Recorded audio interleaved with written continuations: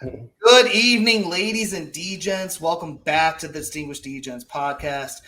Post week one blues. I am one half of the Distinguished D-Gents. I'm Big Bucks Beta. With me, and luckily still here with us, hasn't done anything too crazy yet, Jason Money Mansmann. Money, how are you feeling after the post Monday night disaster that was your Buffalo Bills? I mean, at least my quarterback didn't get a season-ending Achilles injury, but maybe he should have. It probably would have been better if he did because, yeah, that was tough. Yeah, that was a brutal start and ending to this that game. That was not what you wanted to see. But that game, at least for what it was worth, at least that game was kept close and went to finally we got a game this week go to overtime. But I mean, overall, was that like a summation of how your betting day went? Hopefully it went better. Yeah, I mean, the Bills win. I know for you that would have sort of turned your week positive. It would have gotten me a lot closer. I mean, all in all, I think I was down like 3 to 4 units this week, so it wasn't good. And I'll sort of jump ahead to my overall betting spread 4-12. Horrendous, Oh, another disastrous week one for me. Honestly, you should just fade me week one. I'm terrible. I'm horrible. Second year in a row, terrible week one. I was actually, this is going to be crazy, 9-7 on the over unders. Really surprising. that is surprising because normally it's reversed. Normally, like I'm the one that does the over unders. So, spoiler alert for my over unders, I went 6-9-1. I Ooh, pushed that's on the bad for you. 45. I pushed on the 45 or with the Philly New England game due to that freaking missed extra point. I would have hit the over on that had that gone through, which was really unfortunate. And kind of the summation of some of my best bets, if I'm being honest. Just like games you think you really should have had. Tennessee Titans was a prime example. We'll get to that in a bit. The Bengals, they just don't show up. What the hell? Even though my under in that game hit. But yeah, overall, I actually went 8-8 both money line and spread. Yeah, So it's not kind of bad. That's stuck not at bad. 50%. I rebounded very well in the second half of the slate of games. The 4 o'clocks, I went 4-1 ATS, which was very, very profitable for me because that's where a majority of my bets were. With that said, though, was there any good bets that you hit? Anything that was profitable? What was your best bet of the day that cashed? Oh boy. Let's see. I had a couple of the early money line bets win. I'm trying to think, did any of my parlays win at all? I think the Ravens one was big, and I may have had, I think, a couple of the early win bets. Detroit to win early, that saves me. I had the Bills early win, so that was As did another I. unit that came in. But yeah, and then a lot of saved was just a lot of like the no sweat bets that were made that sort of, now I essentially have a second chance. But in terms of my sort of best two plays, Eagles Cowboys. I actually have I'm in uh I'm in like a season long picks contest. So you make like 5 picks a week. You could skip a week. Despite the fact that I went 4-12 on the spread, I actually was 2 for 3 in the picks because the Eagles and Cowboys both won. And if I had picked the Jaguars, which I should have done, would have had three. But whatever. That's okay. Yeah, I redeemed myself. 30 units out, 30 units back. Unfortunately, the Bills killed me on that one. And what actually ended up happening, I actually cleaned. Hopefully, we don't get closed out from DraftKings after this. I cleaned out the DraftKings account and got Oh, good. majority of my winnings there. However, the FanDuel bets for Thursday night is what actually ended up killing me, bringing me back to even. The $50 promo from Gronk and K with Pat Mahomes to get 250 yards and a touchdown. Pat Mahomes didn't get the 250 because Kadarius Toney had to fucking have bricks for hands. That was a killer. The Bills last night obviously was another killer. I cashed out and well, we'll just get into this because, I mean, we might as well just start. But Chiefs-Lions Thursday night. Chiefs failed to cover. Chiefs failed to win. Over didn't hit either with 54.5. Lions win 21-20.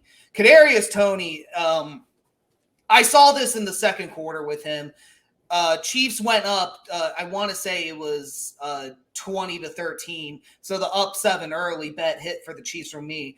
I had the Chiefs at -5.5 before the Kelsey news broke out, and then just as the day progressed Thursday, it went to 4.5. It went to 3.5. I think I even saw some books have it at 3. I bet it at 4.5 and 3.5 because we had handicapped. We liked it at 6.5 with or without Kelsey. So I just kind of logically thought, might as well just keep ladder betting this if it's going to go in my direction. And the minute they went up 7, I just had a bad feeling the game was going to go in the wrong direction. So I cashed out the 3.5 and 4.5. 5.5 was a no sweat bet, so I just let that ride.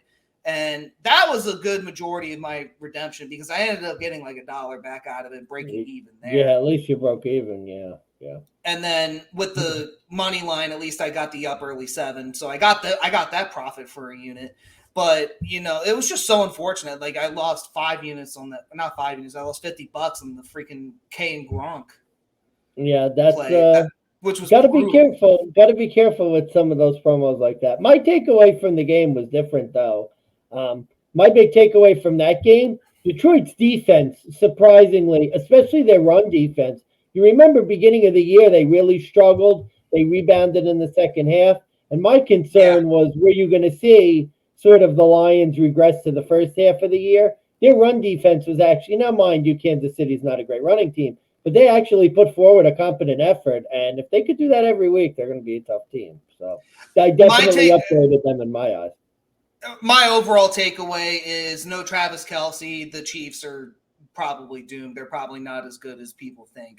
And it's not even Patrick Mahomes' fault. I mean, it's kind of like the Tom Brady in New England in, 2019 when he had no receivers. It was just very reminiscent of that. So hopefully Kelce comes back for week 2. We'll get into that handicap later at another date, guys.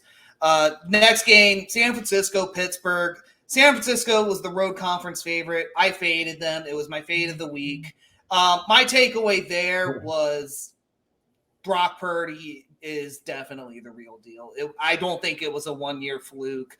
And say what you will about the game overall, say what you will about the Steelers, but for Brock Purdy, second year, everybody doubting you, you go in and you help drop 30 points. Damn near, I mean, I want to say he pretty much was mistake-free that whole game against the Steelers offense. TJ Watt sacks you 3 times. I mean, the Steelers defense does everything they can, but the Niners, I just think with Brock Purdy, they are, in fact, the real deal, and there's a reason they were the favorites to win. Yeah. Two actual takeaways on this one for me. Number one, exactly like you said, but really, San Francisco's roster is so good. I mean, their defense was great. The players around Brock Purdy was great. Brock Purdy was great.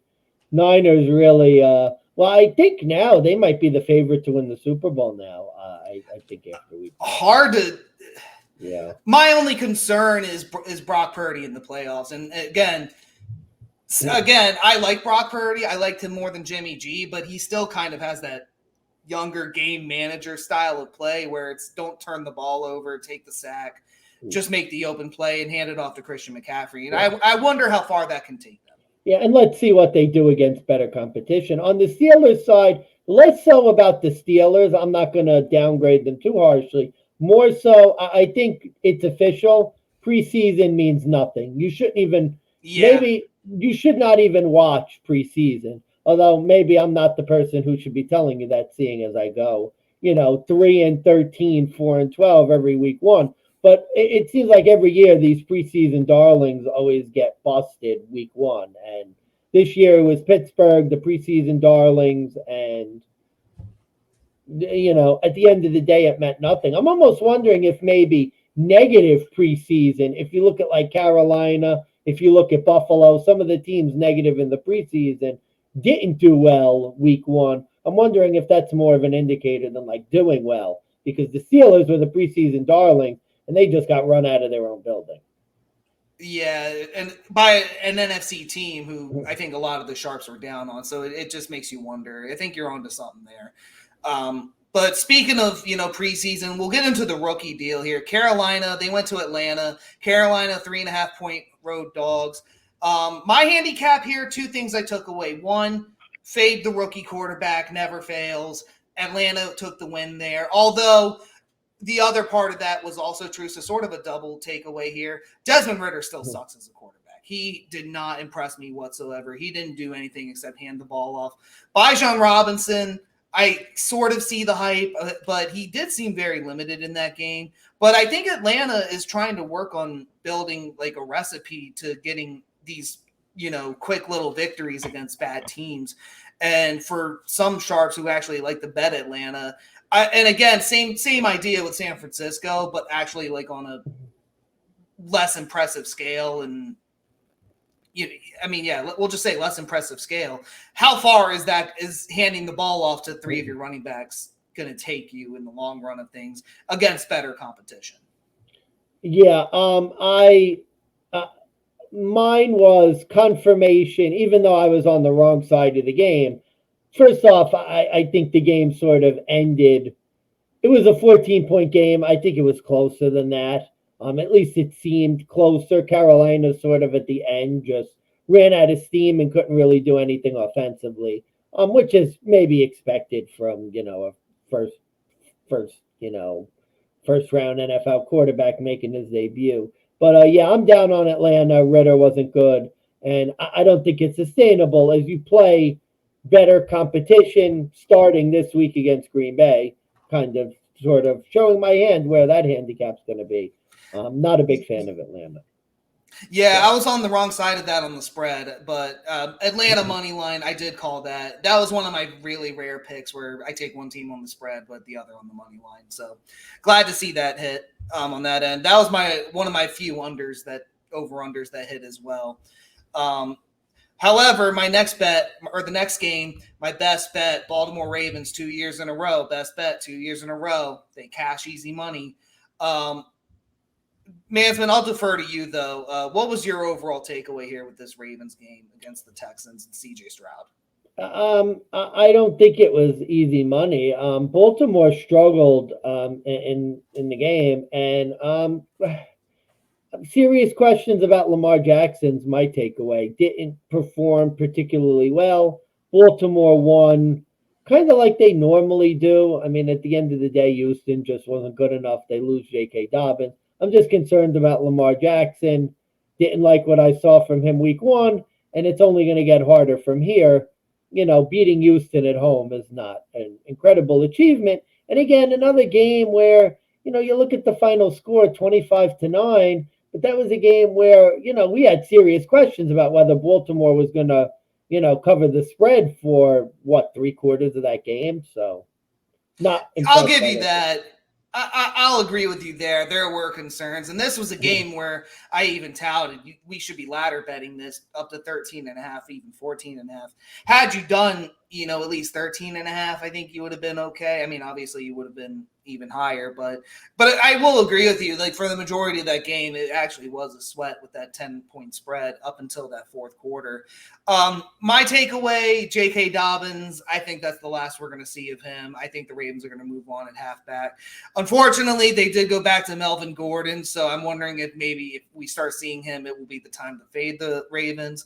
But again, that was the kind of win I expected the Ravens to get against a really bad team and against a rookie head coach and rookie quarterback on the road in their week one debut. I mean, it was just one of those things for me where like I was going to fade it regardless. And but next week when I want to say the Ravens play the Bengals, that'll be an interesting handicap to get into.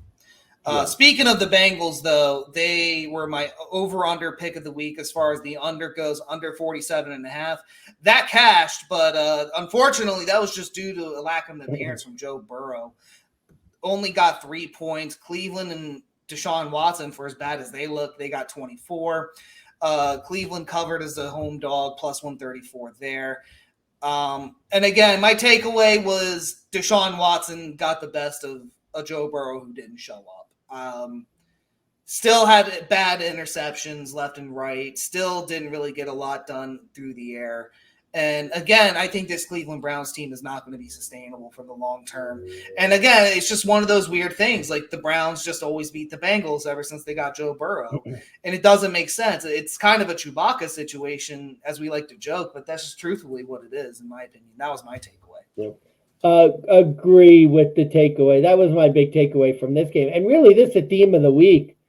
It seems like almost every team that had history on their side, like if you faded the trend lines, you look at Cleveland, you look at the Rams, you look at the Raiders. I know we're going to get into that game soon. You even look at like Josh Allen against the Jets defense.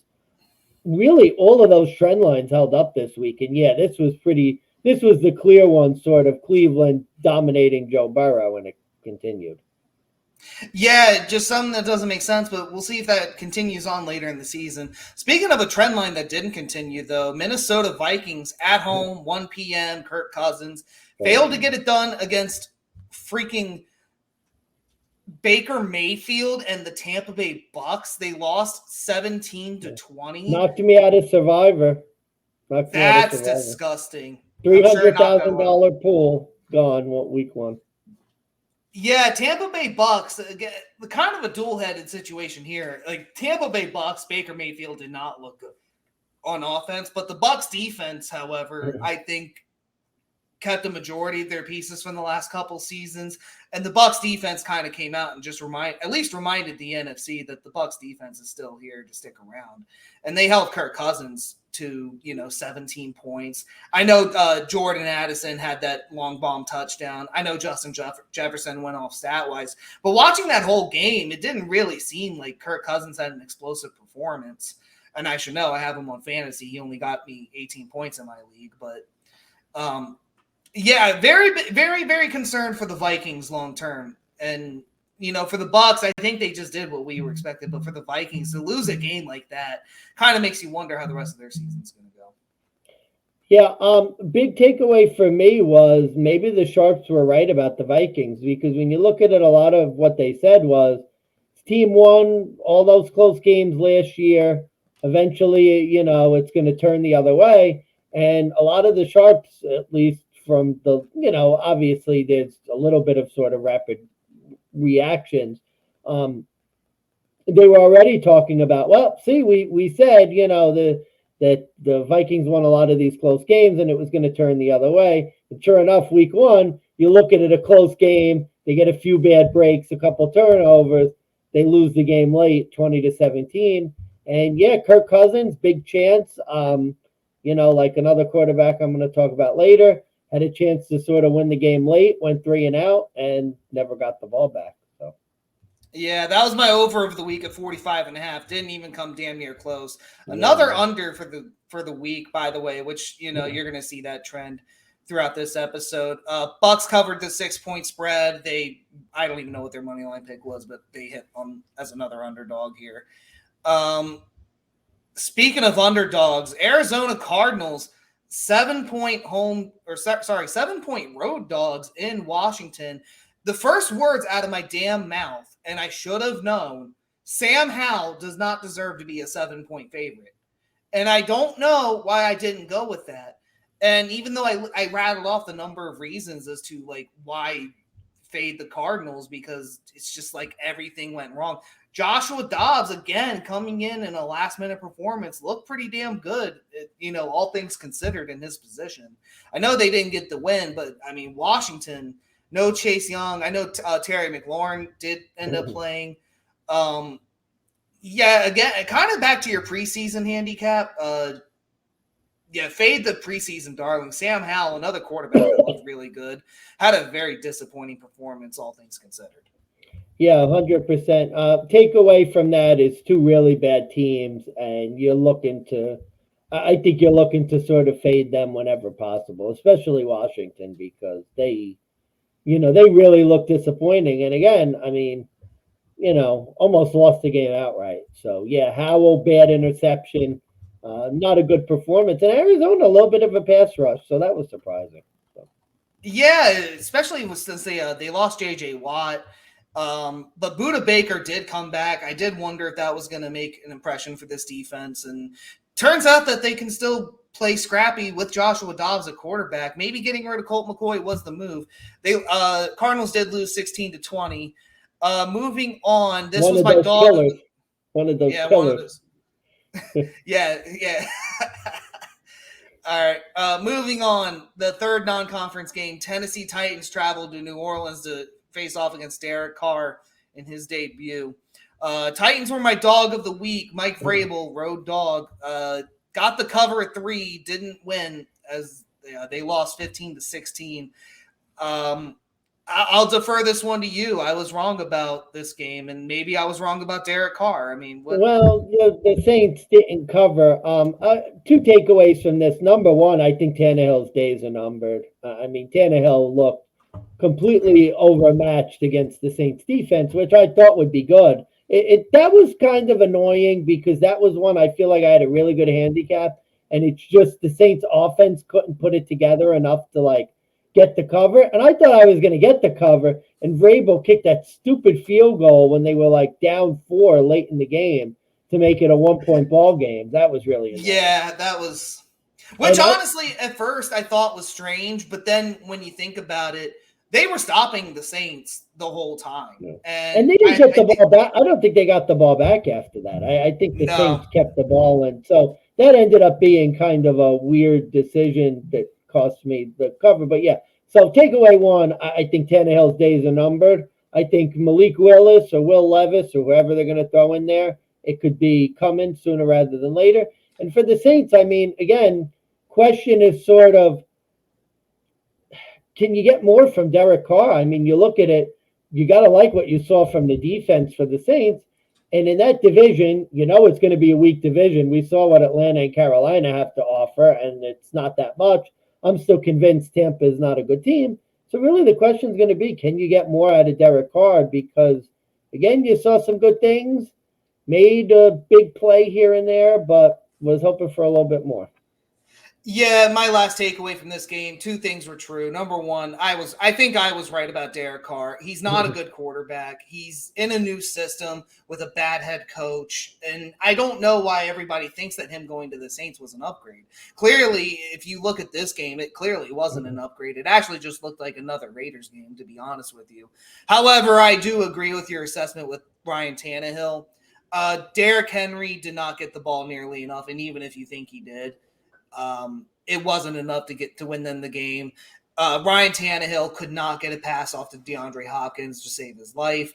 And it makes everybody was wondering why A.J. Brown wanted so much money to stay. And I think if I had Ryan Tannehill as my quarterback, I'd probably want more money too. Yeah, I agree with that. And maybe that's going to be the assessment with other wide receivers down the line. But with that said, unfortunately, my dog of the week did not hit. Moving on, though, another AFC South rivalry, the Jacksonville Jaguars, they got it done in Indy against Anthony Richardson, 31-21, another game that kind of sort of came down to the wire that was a lot closer than we expected at first. But the Jaguars, they did get the win. They did get the cover at -4.5. The under 45.5 did not hit, though. That game did go over, shockingly. Mansmann, your assessment on this one? Takeaway, well, first off, it was kind of a lucky cover for the Jaguars. This is probably one of the games, sort of, I guess maybe the least takeaway. Always seems to be tough for the Jaguars to win in Indianapolis. They pulled it out. I guess the big takeaway, Calvin Ridley looked really good. Could be a big number 1 option for the Jaguars if he could stay doing that. That's probably my biggest takeaway from the game. Other than that, Lawrence didn't play particularly well, but again, they always seem to struggle against Indy. And Richardson sort of, up and down, kind of what you expect from a rookie quarterback, what I expected from him. He had he had a few good plays, a couple big mistakes, so not really much from that game. Kind of happened a little bit sort of as I expected. I think the big takeaway, Calvin Ridley looking as good as he did. Yeah, Calvin Ridley was definitely worth the sign for the Jaguars. My takeaway was sort of on Anthony Richardson. I know he's pending with a knee injury right now, but, on one hand, I think he looked like he could be the franchise guy for an organization like the Colts. And what I mean by that is he's not going to win you any Super Bowls, but considering you look at their past and it was Matt Ryan, Phillip Rivers, Jacoby Brissett, they had a lot of guys who were just sort of fill-ins until they got it down. I think Anthony Richardson, I think in the next few years, if they work with him and develop him and build around him, I think the Colts could get something going and building a halfway decent team. I did like the play action. I did like the scrambles that Richardson got into, but he clearly has signs that he's a rookie quarterback that can't really stay in the pocket, can't really make the accurate throws. And I think if he just works on that a little bit, I think, he will be a real threat down the line. So that was my takeaway. I don't think he necessarily blew the game for them. I think he kept it as close as he could. But I think that's just going to be the narrative for the Colts for most of the season, that Richardson just did what he could. Yeah. All right. Going into the 4:00 slate, the LA Rams, 5.5-point road dogs, got it done, defeated the Seattle Seahawks and Geno Smith. The story I'm hearing is that Geno Smith got a bunch of letters, but he didn't write back this season, unlike last time. Rams 30, Seahawks 13. Rams covered as a 5.5. Like I mentioned, they were 2-1 road dog. Under 45.5 was the score, even though I betted it over 45.5. Yeah, my takeaway just sort of was like what I handicapped. The Rams with Matt Stafford at quarterback and with Aaron Donald healthy is a lot different than what we were used to seeing most of last season. And I think, I'm not saying we have to totally respect the Rams yet, but maybe the other takeaway, which maybe you can get into, Money Mansmann, I don't know if this was your take, maybe the Seahawks aren't legit, and maybe that the Rams just kind of got a lucky win against a bad team. But what was your take on this one? See, it's a bit of a throwaway game for me, just because it seems like Pete Carroll always gets owned by the Rams historically. So a bit more tempered on the Seattle side of things. I think Stafford's the big takeaway. Looked healthy, looked vibrant, even without Cooper Kupp. A lot of young gun receivers stepping up, making big plays. And yeah, you get a revitalized Stafford who could go and be a solid quarterback. Rams team could be competitive in a lot of games. So that was a bit surprising to see, because we saw Stafford last year. He looked like a guy who was on his way out. But yeah, Stafford plays like that. Rams could definitely be, a solid team. I think my bold prediction for this one is that if Matt Stafford stays healthy and they get Cooper Kupp back, they could be a crazy wild card slot team, maybe even a threat to win the division, depending on what happens with the Niners. But yeah, my takeaways, it's not so much that I'm tempered on the Seahawks, but I think I'm called it when I saw it. Like Geno Smith, I think might have been a 1-year wonder, and that game was the big takeaway for me. We'll see. I mean, it's big game Rams Niners this week. So that was a big game. I will say that was a big game for the over-unders if you bet those futures for either team. If you get I took the Rams at -6.5. I also sprinkled half a chip on them to win the division. But that's one type of game, especially this early on in a division game, that could make or break either of those bets. Yeah.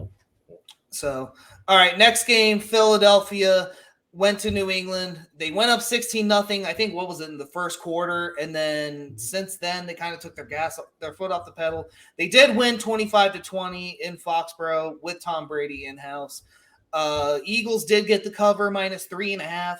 The over 45 pushed due to a missed field goal, like I mentioned earlier in the episode. Money Mansmann, what was your overall perspective on this one? Tough game to evaluate. Mac Jones was sort of up and down. I guess my big takeaway from this is Eagles find a way. That's sort of the difference between them and another team we're going to talk about later. Got up big, gave away the lead, found a way to win. I mean, I think the Eagles are going to be, right there at the end in the NFC. So, yeah, I mean, bit of a weird game. Jalen Hurts didn't pass the ball particularly well. Kind of started off really well for the Eagles, and, New England battled back. So not really a game I have a lot of takeaways from. Just the Eagles found a way. the better team found a way to, get a non-conference win week one. So puts them in a good position against Minnesota on the short week. Yeah, definitely. My takeaway was I think the demise of Bill Belichick is slowly unraveling before our eyes. And unfortunately, this was a type of game where, like, I think if New England had just gotten blown out, it would have been expected. We wouldn't be really saying much. Belichick had a couple chances to not only take the lead but keep the lead and win this game, and he just wasn't able to do it. And I think we're about to see, if it's not his last season, this season, if they get fourth place, I think he's going to be looking at retirement. That's my early. The reverse of my takeaway. Gotcha. Yeah, early bold prediction, and it's not. I don't even think it's Mac Jones, but I think this is Bill Belichick's early written demise as a head coach. Because if they can't win these types of games, regardless of who it is, I don't think they're going to be successful anymore. And I don't even think. And again, this wasn't a game I thought it was the quarterback's fault. I did like what I saw with Bill O'Brien as offensive coordinator. They looked like they were able, at least later throughout the game, they were at least able to get some significant drives. I think Hunter Henry got a good touchdown in that game. So I liked what I saw there, but again, it's just overall coaching. That's just going to be a killer. Kind of leading into my next game here. As Money Mansmann loves to fucking mention every fucking week that he possibly can. Still haven't beaten the Vegas Raiders. There you go. Broncos did lose 17-16 at home. They failed to get the cover. Under 44.5 was the total. Okay, so I have a positive, which I'm probably going to leave to you because I'm sure it's going to mirror what you have to say. Here was my takeaway. Another fucking game. One score, and it was lost due to multiple bullshit calls. What the fuck was Sean Payton doing calling an onside kick first thing opening drive? I could not fucking stand that. We gave up a first round pick and a significant amount of money to sign this guy so we could have good, consistent head coaching. And this guy calls onside kick like it's a game of Madden on easy mode, which ended up getting called back. I actually like the aggressiveness, to tell you the truth. No, I'm all for aggressiveness, but the aggressiveness should have been like on fourth down. Go for it on fourth. That's aggressive. Who the fuck onside? Like, except for Pat McAfee when he had a wide open downfield in the middle where he was like, I know I could kick this and get it. Like, if that had happened, I'd have been like, okay, fine, it worked. And not because it worked, but you could have seen the replay and been like, oh, I see what he saw. I had no idea. It made zero sense. But the reason I'm pissed off about that, it gave up the touchdown for the Raiders. So that's 7 points right there off the bat.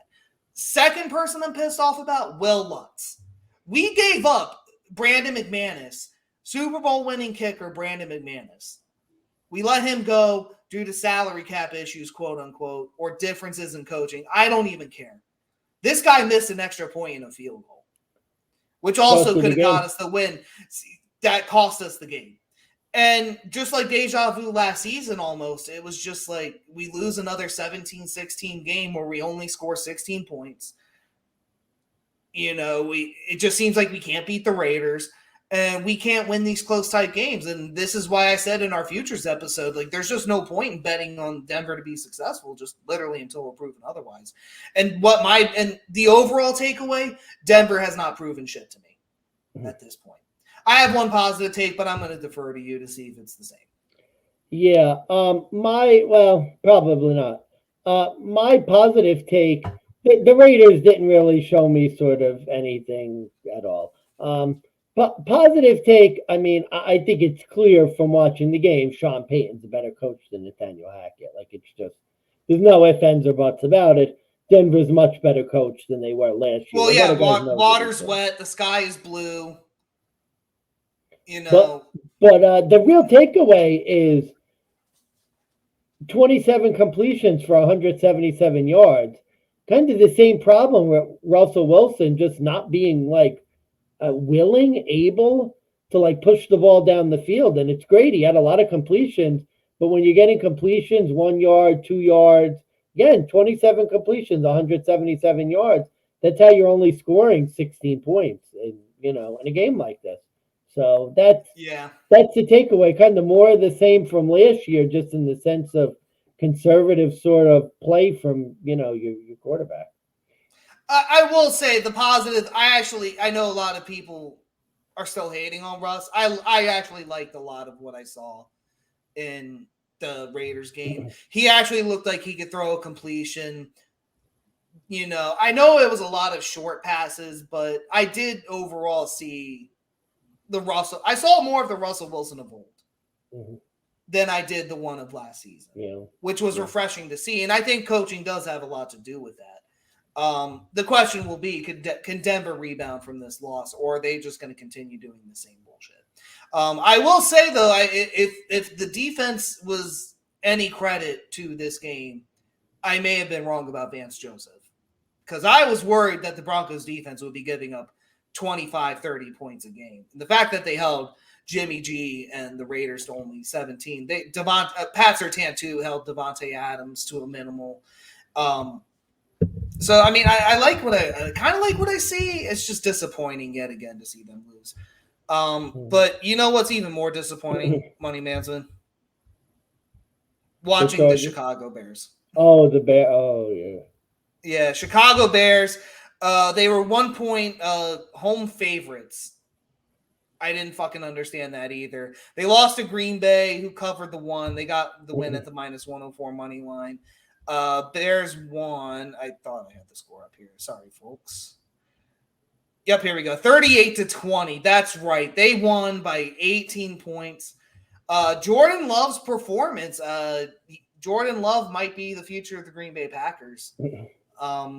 And again, I didn't think he needed to be spectacular, but I think he just needed to be able to be a game manager, and he just needed to get the job done and go out there and get a win. And that's exactly what he did, in my opinion. Yeah, my takeaways on the other side. Justin Fields, not the future. Game looked closer than it was. Green Bay won easily. A lot of garbage sort of points towards the end of that game. And yeah, Justin Fields continues to be a guy. He'll do well for you in fantasy football, but not really sort of. I think he had a couple bad turnovers. Just not really. I don't think the answer in Chicago long term. Hard to believe he's the answer, considering I think he has 4 wins under his belt, maybe 3. I think he has about the same in covers too. He's terrible. I think on the podcast I was listening to, they said he's like the worst ATS quarterback like in football right now. Yeah, I called this as a Chewbacca game, and it was refreshing to see I was right. I handicapped that whole slate. One of the only few games I handicapped the slate perfectly. Got it maybe Green Bay is a little better than we thought. I would say, again, my takeaway was Jordan Love. Again, he didn't have to be spectacular to beat this Bears team, but he had to just keep them in the game and not screw up, and that's what happened. He let the defense take over, and they did the rest. I just realized the background you used, man. We're gonna have to talk about that. That's brutal. No, you just I had that up the whole time. I just realized that's brutal. But yeah, okay. So that's that. All right. Last 4:00 game. Speaking of disappointments, the LA Chargers at home debut against the Miami Dolphins. The return of Tua Tagovailoa. Chargers failed to get the cover. Dolphins covered 3-point road dogs. Over-under was at 50.5. The over hit there. This was my takeaway is it's hard to explain, but I don't think the Dolphins' style of play is going to be sustainable, because I think in order for the Dolphins to win that game, Tua had to be at his best. And I don't think you're going to get Tua Tagovailoa at his best every single game to win these types of matchups against powerhouse offenses, which, say what you will, I hate the Chargers with a burning passion. I hate that blonde-haired bitch Cinderella, or not Cinderella. I just hate Justin Herbert. He's a blonde-haired bitch, if you ask me. But Chargers had every opportunity to win that game, and I think it just took Tua having to throw for 400 yards, Tyreek Hill having a day too, and this was just another game. I think it also comes down to coaching. Brandon Staley, I think he's looking like he's going to be on the hot seat. Well, Chargers ran the ball really well. Just again, Herbert ended the game, had a chance, 3 and out, couldn't do it. My takeaway is the Dolphins are better than I thought they were, but the problem with the Dolphins is always going to be the takeaway. Tua is so important to them, and unfortunately, I hate to say it, and I mean we're going to get to that game. I mentioned the background. I mean, you just see that's the type of team where they're one injury away from really being just completely. I mean, they have no defense. Their defense was dreadful. They couldn't stop a nosebleed on the ground. And, you're just looking at it, a team that sort of, they couldn't really run the ball. Tua played out of his mind. And the question is just, can he do that for 17 games? And I don't think he can. Yeah, I don't think so either. So that's why that was my big takeaway. And let's be fair to the Dolphins too. The Chargers' pass defense was pitching shit. There were more holes in that. Yeah, I mean, Jackson really regressed since he left New England. He's been terrible. Yeah, Brandon Staley, dog shit head coach. I had a feeling. And even if you liked what you saw with Kellen Moore in this new offense, I mean. You can't go 3-and-out like that at the end of the game. It's just you're not. And I don't care. It's games like this Miami game that when the Chargers are in Week 17 and they're playing for their lives for the playoffs, this is the type of game you're going to look back and say, "Wow, if only we had just converted, we wouldn't have to worry." And this could be another like 9-8 season, or a 10 not 10-7. Yeah, this could be another 9-8 season for the Chargers if they keep losing games like this. Yeah. All right, moving on. Sunday Night Football, the only other game that I handicapped essentially What about a disappointment. God, what a shit show this was. Dallas Cowboys 40, the New York Giants at home. Daniel Jones 0. Got completely shut out. Yeah, my takeaway for this game, under 46.5, by the way. Dallas obviously covered the 3.5 point spread. My other best bet of the week, because we did do a double header best bet for week 1, which, by the way, I didn't mention what my big bet was this week. I actually did a parlay with my 2 best bets, which cashed at 3.5 to 1. So I will take that to the bank. Yahoo. With that said, my takeaway, Daniel Jones, not the future. And he's sort of like the younger Kirk Cousins, if you ask me.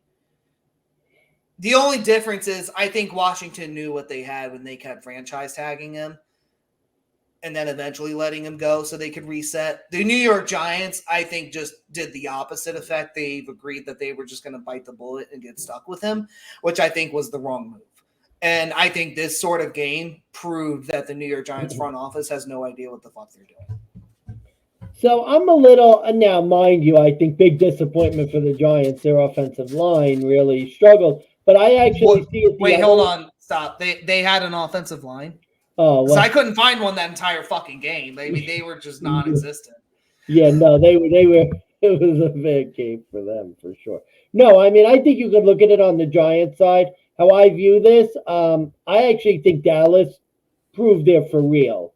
And I'm not saying like best team in the league, Super Bowl champ, but they have a legitimate defense now. I mean, I think that game proved they're a legitimate sort of football team. And I think they could make waves this year. I mean, I think their defense is really good. And the question's always going to be, and it didn't get answered week 1, we're going to have to see, can you get enough out of Dak Prescott? Can he not turn the ball over? Can you get enough from him to sort of win against legitimate, the Giants, we talked about it. I mean, they were kind of in the Minnesota realm of a team that won a lot of close games, went in every game, scrappy, tough. They got their doors blown off week 1. I don't want to completely throw away the Giants fully because I think that's sort of an overreaction. We know Dallas sort of owns them all the time. But I did like what I saw from Dallas's defense. I mean, they have cornerbacks. Stephon Gilmore looked really good. So, I like what I saw from Dallas. Trayvon Diggs, Stephon Gilmore, they may be the new dual threat in the backfield Yeah. for their defense. No, my issue overall was it just seemed like Daniel Jones had no idea what to do. I'm not saying he was out there seeing ghosts, but he might have been out there seeing ghosts. And I just think for a $160 million quarterback, you gotta learn to make adjustments. Look, The defense is blitzing damn near every play. Yeah. You're Look, gonna get sacked every 2 seconds. look, do something. There was no team in football that was going to win that game. I mean, there was no quarterback that was going to survive. But can you at least do a little better than that? I mean, they essentially was it looked like a college football game when Alabama plays Middle Tennessee State. I mean, that's what it looked like. It looked that bad, and I think what I also didn't like was that Daniel Jones kept going out there. Meanwhile, you see the Cincy game with Joe Burrow; he gets pulled in the fourth. Oh, that was bad. Yeah, that was really bad. There's just some games that when you become a franchise quarterback, you got to say, "Look, it's not my night. Let the other guy go out there." I did not like that at all, and that again, that's why my takeaway from this: Daniel Jones is not the answer. The Giants front office has no idea what they're doing. They're probably about to be mid-collapse come week 4. Yeah, there's questions to be asked, that's for sure.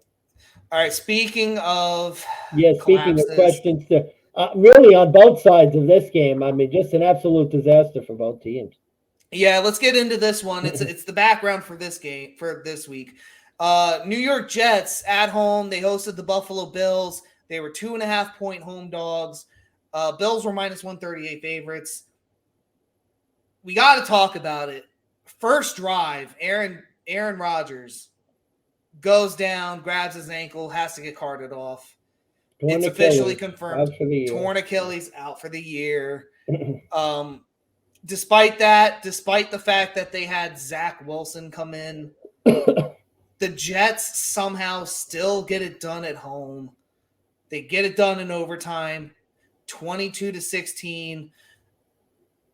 I don't really even know where to begin with this one, but how about I'm going to defer this one to you, but let's start with the Rodgers situation with him going down at quarterback first drive. Obviously, that's going to be a killer to the Jets' plans for the future this season, but I mean, is there any other takeaway or impacts you can give us concerning that? First off, really sucks. As a Bills fan, I wanted to beat the shit out of Aaron Rodgers because you heard all this hype and it's just a shame. I mean, I was listening to Let's Talk Jets earlier, and you feel their pain, all that excitement, and it doesn't end with Rodgers was just full of crap. It's a disappointment. Literally, for it to end 4 plays in with a torn Achilles was just a really sort of disgusting way to kind of end the. I mean, let's be honest. We may never see Aaron Rodgers play another football game, and that's a sad way for it to, end with all the hype. And I wanted to see Rodgers fall on his face, but no one wants to see that. There's a difference between seeing a guy get his ass kicked versus a guy getting injured.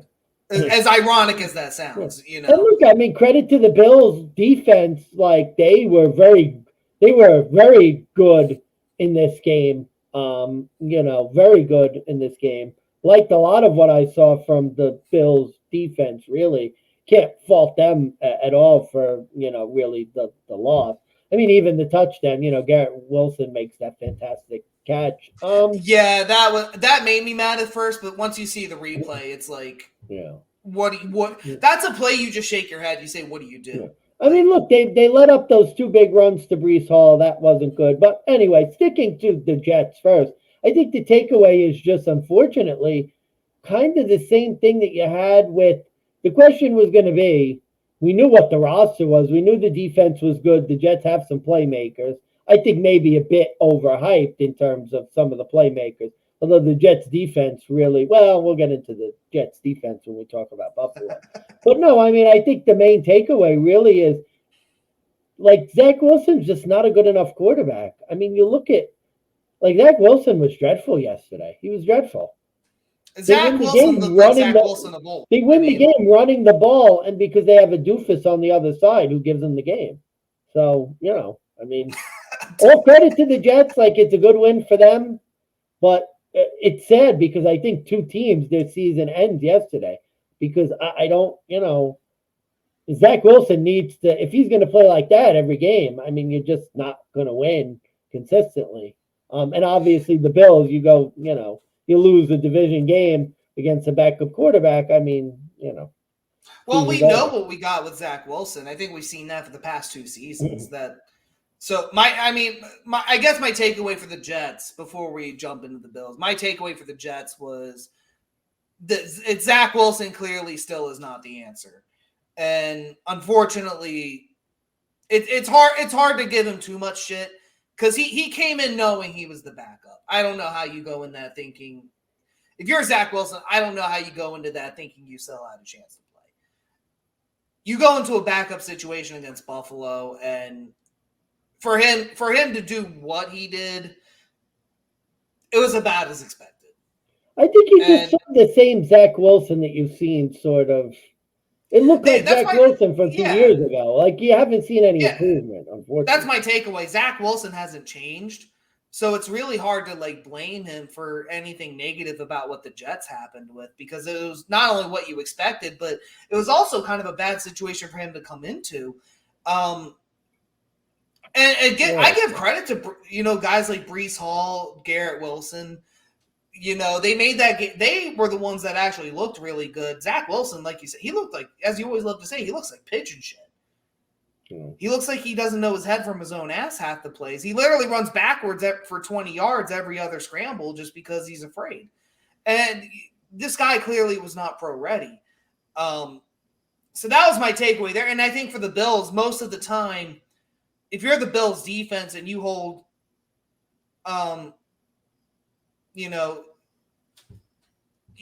hold a team to 16 points, most of the time you win. Unless you're the Denver Broncos, which in that case, that's all you're going to score anyway, so you have to hold them less. And even then, you put an asterisk by the 16. You have to put an asterisk by it. I don't want to go that route by putting asterisks next to everything. Here's why. Here's my other takeaway. The Bills fucking blew it. And there's just no excuse for this one. Josh Allen completely spit the fucking bit on Monday Night Football on national television. In a game, in a situation that 100% favored him to win this. And we even went on like a 10-minute rant at the end of our last episode beforehand. Josh Allen should have blown the brakes off of Aaron Rodgers and the Jets. And then you remove the Aaron Rodgers equation, and it was just like, what's the excuse? What's the fucking excuse? Look, so again, don't want to go over this all night, but here's why I put the asterisks by the defense giving up 16 points. You know what their drives were in the second half? Punt, interception, fumble, punt. I think they got like 60 yards in like the second half. How's the defense supposed to do anything when you're constantly turning the ball over? They had that fumble inside their own like 25.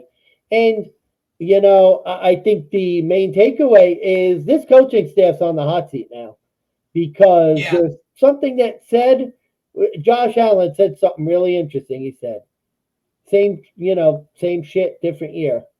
And that's, it's another game where the Bills just, you beat yourself. You turn the ball over 4 times. And, I mean, the sad thing is this team's so talented because you have a chance to win that game. You turn the ball over 4 times. You have a chance to win. The defense keeps you in the game. And normally, me, I'm the one, Leslie Frazier sucks, and I'm ready to shit on the defense. But they didn't have a prayer. Josh Allen, absolute donkey, dog shit.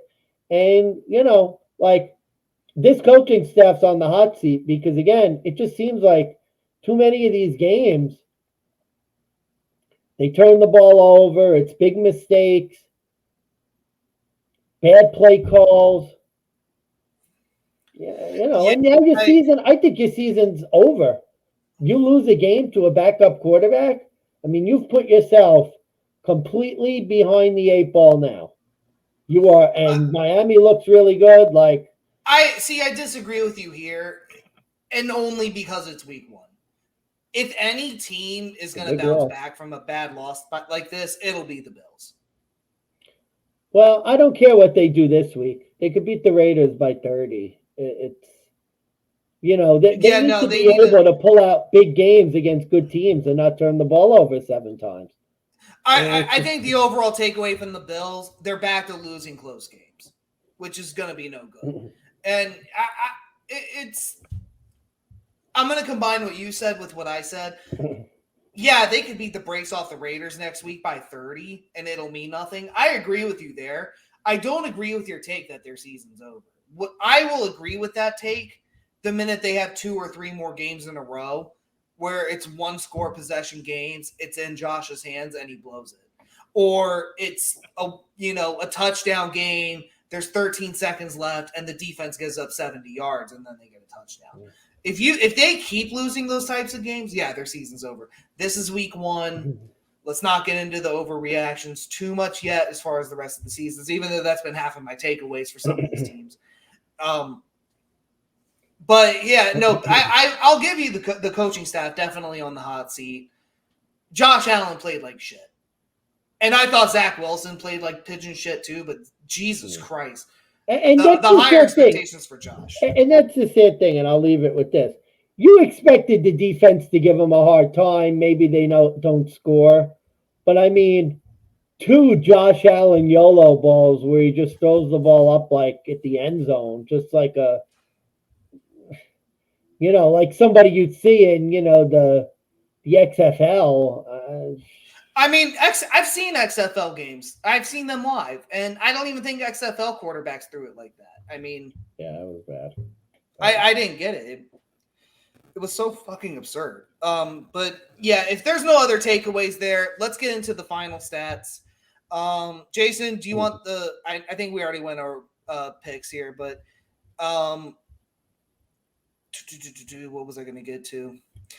I'll just give you my final betting stats for the week one more time. 8-8 money line, 8-8 ATS. Over under, I went 4-8-1. As far as the bets went, broke even, 30 units in, 30 units back. Favorite of the week and under of the week hit. The rest of them, dog of the week, fade of the week, over did not hit. So I'm 0-1 there. My 3 prop bets, I don't know if I did mention all 3 of them in the podcast last episode. I went 2-1. Nick Chubb over rushing yards hit. Anthony Richardson to throw a pick hit. Vikings to win over 45.5 did not. And I think I mentioned my best bet, Ravens, Cowboys spread parlay. That hit. Gotcha. Yeah, for me, again, 4-12 ATS. 9-7 over under. I think just because I got an extra half with the Eagles game, I think I looked at it before it went to like 45 flat. Gotcha. So 8-7-1 or 9-7, however you want to look at it. And then yeah, my best bets, Eagles were great. I think I had like my dog of the week, Pittsburgh no go, Minnesota no go knocked me out of Survivor. And then obviously my over-under pick was, I believe, the Jaguars, and that went over. So that was good. Yeah, that went over. So good on there. All right, Jason, we're going to end this episode. We're going to do our Thursday night prediction. We're going to do it 2 days early. You ready to do this? Or yeah, sure. Let's get into it. Yeah, let's get into it. Let's knock it out. All right. I'm going to use FanDuel odds for this handicap. However, I'm going to give the precaution. You will get a better spread bet live on DraftKings. Actually, you know what? Fuck it. We're gonna. Yeah, DraftKings has a 6.5. Okay, you're gonna. Yeah, so we're gonna do DraftKings for this specific bit, but just know FanDuel has it at 7. They also have a different over under. So DraftKings odds. It's the Minnesota Vikings. They're traveling to the Philadelphia Eagles Thursday night debut on Amazon Prime. Vikings are a 6.5 point to 7 point road dog. They're plus 235 on the money line right now. They're plus 260 on FanDuel. Over under 49 points on DraftKings, 48.5 on FanDuel. So you kind of give and take a half a point depending on which book you want to use. Pro tip, use the book to your advantage. So with that said, Money Mansmann, I'm going to defer to you on this one. What is your Thursday night football prediction? Yeah, when I was looking at it, it was -7, and I was going to only lead, sort of lean to the Eagles, but with it being 6.5 now, think Eagles really the only play here. We all know sort of primetime Kirk Cousins, what that looks like, and not somebody you necessarily want to lay your money on really anytime outside of the, 1 o'clock window. When you look at it, stat that really caught my eye, Vikings failed to cover last 6 road openers. We saw how this game went last year. The Eagles were a -3-point favorite. They ended up winning by like 18. I think this is a really bad spot for the Vikings coming off the loss. They're going to be riled up in Philadelphia. Maybe put up that NFC Championship banner from last year. To me, really, really bad spot, especially under a touchdown. Like, I think this is a game that the Eagles could cruise in. And again, remember what I said. I didn't think Tampa Bay was a good team and the Vikings struggled. This is an entirely different class. And unfortunately, again, we talked about sort of liking the Vikings as a surprise sort of play in the over-unders and the win bets and that sort of thing. I think they're going to be 0-2 because I really like the Eagles this week on a short week going home. So, yeah, we had a very similar. Actually, yeah, it was exactly the similar game. Week 2, Minnesota, Philadelphia. The old saying goes, Jason, it's fool me once, shame on you. Fool me twice. Yeah. Last week we handicapped Kirk Cousins, 1 o'clock, home game. That was a lock. It was your best bet. And what did Kirk Cousins do in response? He turned the ball over 3 times. He lost to Baker Mayfield. Now they got to go to Philly. And, in week 2, last year they lost to Jalen Hurts and the Eagles. And albeit that was a Monday night game, this is Thursday night football. And kind of on principle, I can't take the Vikings here, even if I wanted to, which I don't. Surprisingly, because I know last year I did. This year I don't. And Kirk Cousins. Couple other stats for you just that I want to mention. Vikings, 7 straight failed covers as underdogs against the NFC. 8 straight losses outright as underdogs against the NFC. So trend lines massively favor the Eagles. Yeah, here's now in response, here's what I'll throw out there for you. Kirk has won his last 3 Thursday games, including, if you include Thanksgiving, he's won 3 in a row on Thursday. However, those were all games at home.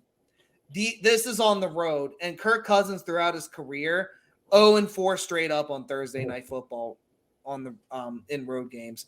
And the last time Kirk Cousins was a road dog, he lost 38-31 against the LA Rams.